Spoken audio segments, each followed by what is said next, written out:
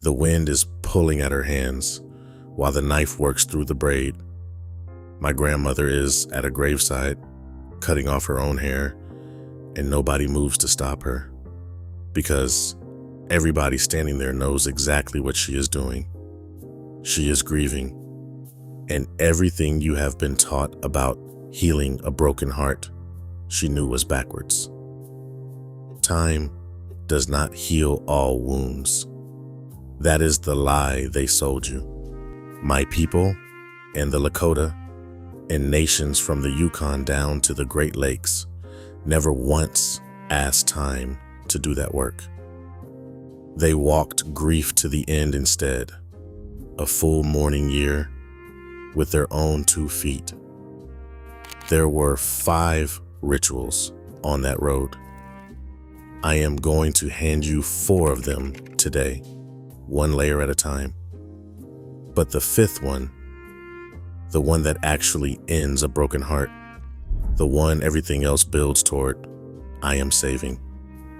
Keep it in the back of your mind, because the thing you were taught to do with grief, to keep it quiet, to carry it alone, is the one thing none of these nations ever asked of a grieving person. Not once, not ever. Let me tell you who is talking to you. I am not a doctor, and I am not a professor. I am a Native man who grew up where funerals took 3 days and filled a whole community hall. I was maybe 8 years old the first time I understood what that meant. Somebody's son had died young, and I remember the tables. Tables and tables of food, and the grieving family was the one feeding everybody. Aunties in the kitchen. Old men telling stories about the boy until people were laughing and crying in the same breath. Kids asleep on the floor in sleeping bags while the adults talked all night. Nobody, and I mean nobody, was alone with it for 1 single minute. That was normal to me. I thought that was how the whole world buried its dead. Then I grew up, and I went to a funeral in the city. 40 minutes, organ music, a few words, everybody checking the time. The widow stood by the door shaking hands like she was at a job interview. By Thursday, everyone was back at work, and she went home to an empty house to do the heaviest work a human being can do with no help at all. And everybody called that strength. That is the belief you have got backwards. You were taught grief is private, that the strong ones are the quiet ones, that your job is to hold it together and let time do the healing while you get on with things. Every nation I am going to name today believed the exact opposite, and they built something to prove it. A broken heart got a whole year, and at the end of that year, it got a door. I will show you the door, but not yet. First, you need to see why the modern way, the reasonable way, the way that feels like it should work, is a trap. Think about what actually happens now when someone loses a person they love. 3 days of bereavement leave, if they are lucky. A funeral planned in a fog. A week of casseroles and cards. And then silence. Nobody tells you when your mourning is allowed to begin, so half of us never really start. Nobody tells you when it is permitted to end, so the other half never stop. Grief with no shape, no schedule, no witnesses, and no finish line. So it goes one of 2 ways. Either you bury it, push it down, stay busy, and it comes for you sideways years later. Or you fall into it like a hole with no bottom, because nobody ever climbs down to walk you out. The old nations treated grief like winter. Stay with me, because this is the whole thing. Winter is hard, but nobody is confused by winter. It has a beginning you can see coming. It has a known length. You prepare for it. Your people carry you through it. And everyone knows that spring is real. Grief was the same. A season. Not a flaw in you. Not a private embarrassment. A season with a road through it. And here is the precise moment the modern way turns on you. It is not the funeral people show up for. It is about the second month. The casseroles stop. The phone goes quiet. The world has moved on, and you are still standing in the deepest part of it. And now you are standing there alone. A Lakota elder named Circle Eagle put it plainly, talking about people who never get the ceremonies. Without them, he said, families just keep mourning, not for a season, for years. Sit with that part. The grief does not fade on its own. It just loses its witnesses. Because here is the lie underneath all of it, said as plain as I can say it. You were taught that grief is a feeling, and feelings fade if you give them time. Grief is not a feeling. Grief is a load, and a load does not evaporate. A load has to be carried, it has to be seen by other people, and one day, it has to be set down. You do not get over grief. You walk it to the end. That is what the mourning year was.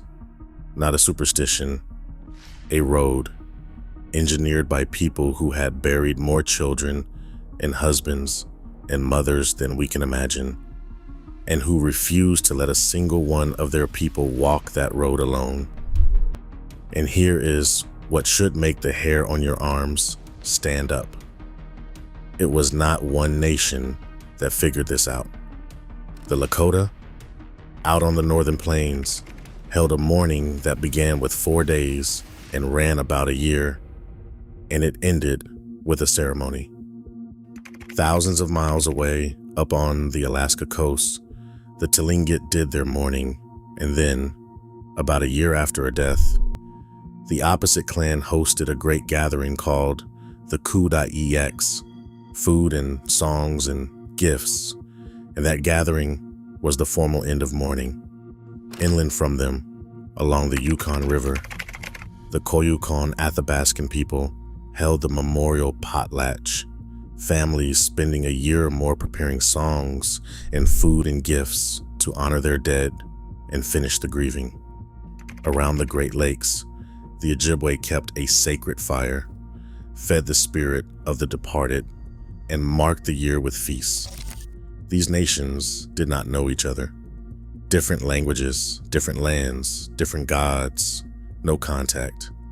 And they all landed on the same answer: a year, carried by a community, with an ending that other people give you. When peoples who never met each other all build the same door, that is not folklore. That is engineering. And about a decade ago, a couple of researchers at Harvard stumbled onto exactly why it works. Hold that thought. I will come back to them. Now let me hand you the rituals themselves, the way things like this get handed down, one layer at a time. The first layer is the 4 days. When death came to a Lakota family, the community closed around them like a hand. 4 days of formal mourning, and the wake. And here is the detail that tells you everything. The grieving family fed the people. Everyone came. Everyone ate. Everyone stayed. Stories all night. The old ones talking. The children sleeping right there in the room. Grief began surrounded, out loud, with the person's name in everyone's mouth. Nobody managed the mourners. Nobody handed them a pamphlet. They were fed, and they were accompanied, and they were allowed to wail. So carry this piece. In the first days of a loss, the job of everyone around a grieving person is presence, not advice. Show up, cook, stay, say the name. The second layer is the one you saw at the start of this. The cutting of the hair. Among the Lakota and among many nations, hair was cut in mourning, and you have to understand what hair meant to know what that cost. Years of it. Identity, memory, strength, gone in a few strokes of a blade at a graveside. But look at what it did. It wrote the grief on the body where the whole world could read it.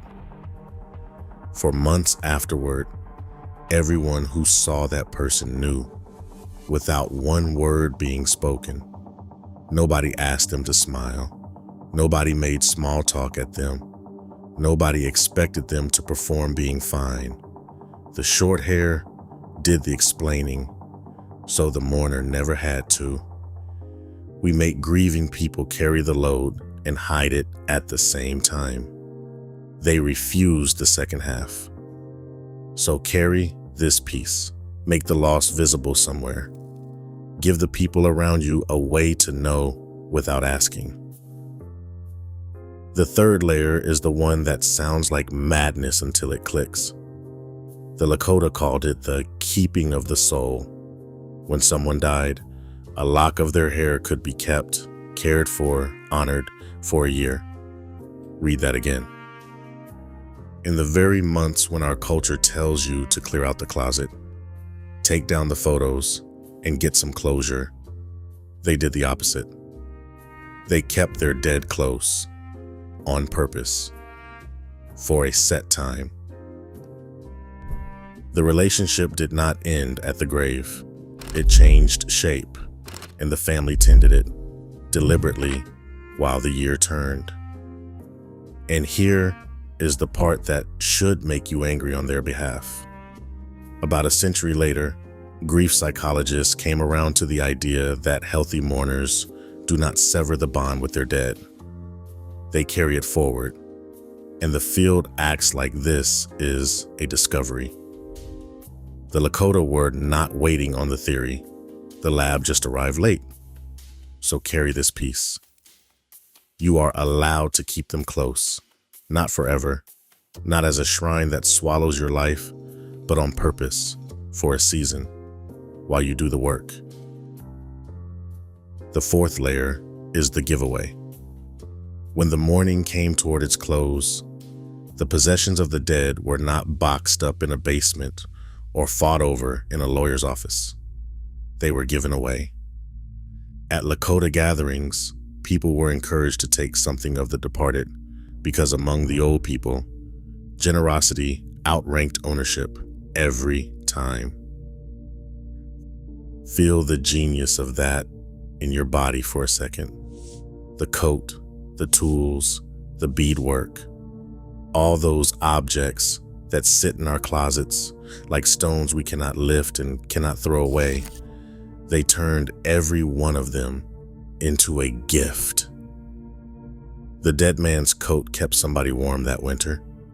His memory went out the door on 100 pairs of hands into the whole community instead of gathering dust in the dark. So carry this piece. When the time comes, let their things become gifts. Not a landfill, not a museum, gifts. 4 layers, 4 days, the hair, the keeping, the giveaway. Every one of them is the same principle, wearing different clothes. You do not get over grief. You walk it to the end, and the mourning year was the road. But a road is not enough. And this is the common mistake, the one that quietly undoes everything. And it is the same mistake whether you are on a reservation or in a high-rise. People try to walk the road alone, and they skip the ending. And the ending is the piece I have been holding back since the graveside. So here it is. The fifth ritual. The Lakota call it Washagila, the wiping of the tears. At the end of the mourning year, the community gathers one more time. Not for the dead this time, for the living. The mourner sits and the people come to them. Their tears are wiped away by another's hands. Their hair, the hair that was cut a year ago and has been growing back all this time, is combed. They are given food and water, and then they are told out loud, in front of everyone, what no one in our world is ever told. You have carried this far enough. Your mourning is complete. Come back to us. And the person steps back into the circle of the living, and the whole community witnesses it, and it is done. Now walk the machine with me, because this is where the whole design locks into place. Grief was given a beginning, the 4 days, so it could actually start instead of leaking out over a lifetime. It was given a shape, the year, the kept lock of hair, so it had a container instead of a hole. It was given witnesses, the cut hair, the crowded hall, so it never once had to be hidden or performed. And then it was given the one thing your grief and my grief never get: an ending, spoken out loud by other people. And there is the tell, the detail that gives the whole game away. Look at what the ceremony is called, not the drying of the tears, the wiping of the tears. Somebody else's hand does it. You cannot reach up and end your own mourning, and the people who built this ceremony knew that about human beings 1,000 years before anybody had a word for it. That is the single property that decides everything. The ending is communal, or it does not come. That is why the modern way quits on you at month 2, right when the road gets steepest, and this way walks you the whole distance home. Somebody combs your hair, somebody feeds you, somebody says the words, and by now you are asking the only question left worth asking: why was I never told any of this? I wish the answer was that people just forgot. It is uglier than forgetting. In 1883, the United States government wrote up something called the Code of Indian Offenses, and with it, our ceremonies became crimes. Not frowned on, crimes. A native person caught at a ceremony or a dance could have their food rations withheld. Seeking out a medicine person could get you jail time. The dances were forbidden into the 1930s, and the law itself was not wiped off the books until 1978, when Congress finally passed the American Indian Religious Freedom Act. 1978. That is not ancient history. That is my parents' lifetime. You can look it up. For roughly 95 years, the ceremonies I just handed you were practiced in secret or not at all. And 2 or 3 generations grieved with the door locked. So no, you were never told. Nobody was allowed to tell you. But here is what happened when the modern world finally tested the old knowledge. Those Harvard researchers I mentioned, they ran a series of grief experiments about a decade ago. People who had lost loved ones, lost partners, and they found that the people who performed a ritual after their loss, almost any ritual, hurt measurably less. The part that stunned them was this: it worked even on the people who said they did not believe in rituals. Belief was optional, the doing was not. And when they dug into why, the mechanism their data pointed to was a regained sense of control, a shape, a road under your feet when the world has dropped out from under you. Doctors watched it happen and wrote it down. The old people were right, and the lab showed up a century and a half late with the receipts. Now let me pull the fear back, because I owe you an honest word. If you are grieving right now, hear me. You will probably make it through without any of this. People do. Human beings are tough, and love finds cracks to grow through. But I will tell you who does not muddle through, the ones still carrying it fresh at 10 years. The ones who cannot say the name, the ones who grieved with no shape, no witness, and no ending. Those are the 3 wounds, every time. And those are exactly the 3 things these 5 rituals existed to prevent. The old people did not build all this because grief usually destroys us. They built it because sometimes it does. And they refused to gamble on which of their people it would be. So here is what you carry out of this, small enough to hold. 5 things. Let the first days be witnessed. Show up and stay. Make the loss visible. Give people a way to know. Keep them close on purpose. For a season, not forever. When it is time, let their things become gifts. And give the grief an ending, spoken out loud by people who love you, because you cannot wipe your own tears. That is the whole system, and it costs nothing. It never did. And now go back to the graveside where we started, and that old lie about time. Time never healed a single wound. Time is just the road. A road only heals you if someone walks it with you, and someone tells you when you have arrived. My grandmother cutting her braid was not falling apart. She was taking the first step of a walk. Her whole community had already promised to finish with her. You do not get over grief. You walk it to the end. And I understand now what I could not understand at 8 years old. The mourning year was never really about the dead letting go of us. It was about the living being handed back. So tell me down in the comments, what did your grandparents do when someone passed? What is the one thing your family still does at a funeral that nobody explains anymore? I read every one of them, and I learned from them.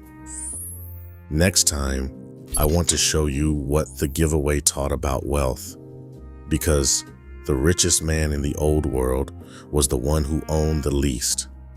And once you see why, you will never look at your own closet the same way again.